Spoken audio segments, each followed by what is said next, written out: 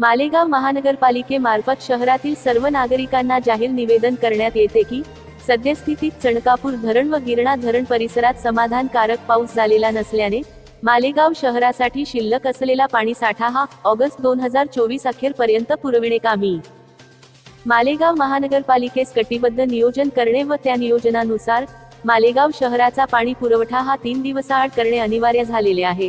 त्यामुळे दिनांक 27 जुलै 2024 शनिवार पासून मालेगाव शहराचा पाणी पुरवठा हा 3 दिवसाआड करण्यात येत आहे।